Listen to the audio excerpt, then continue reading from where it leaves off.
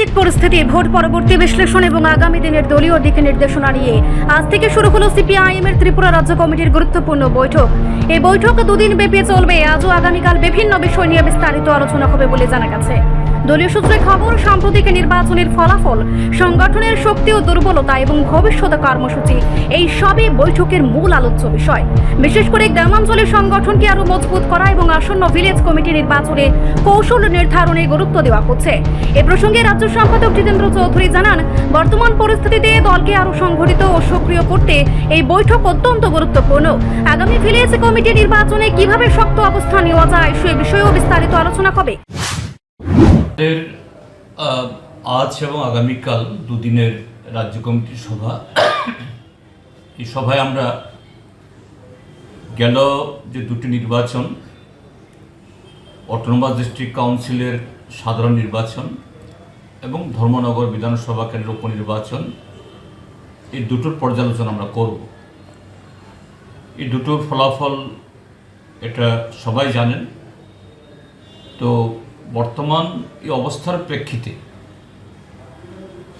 আমরা শুধু বর্তমান সময়েতে না, যে কোনো এরকম নির্বাচন সেখানে আমাদের বিপুল সমর্থন পেলেও আমরা যেমন তার চুলচারা বিশ্লেষণ করি, ঠিক তেমনি এবার আমরা সফল কাম হয়নি,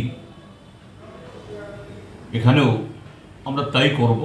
এবং তার মধ্যে দাঁড়িয়ে আমাদের এই সফলতা না পাওয়ার পেছনে মূল কারণগুলো কি, এবং তার উপর দাঁড়িয়ে আগামী দিনে এই অবস্থা থেকে উত্তরণ ঘটানোর জন্য কি রাজনৈতিক স্লোগান আমরা তুলব, আশু বা দীর্ঘমেয়াদী কি ধরনের সাংগঠনিক পদক্ষেপ আমরা গ্রহণ করব, আশু বা দীর্ঘমেয়াদী,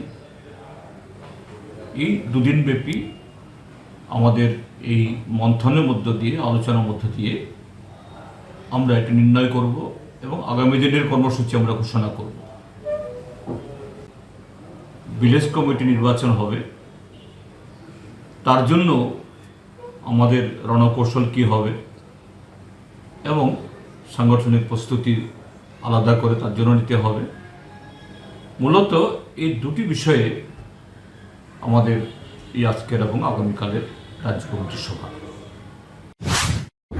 দলীয় নেতৃত্বের মতে এই বৈঠক থেকে আগামী দিনের রাজনৈতিক রূপরেখা স্পষ্ট হবে এবং তৃণমূল স্তরের সংগঠনকে চাঙ্গা করার জন্য নতুন দিক নির্দেশনা দেওয়া হবে। রিপোর্ট সংবাদ প্রতীক্ষা।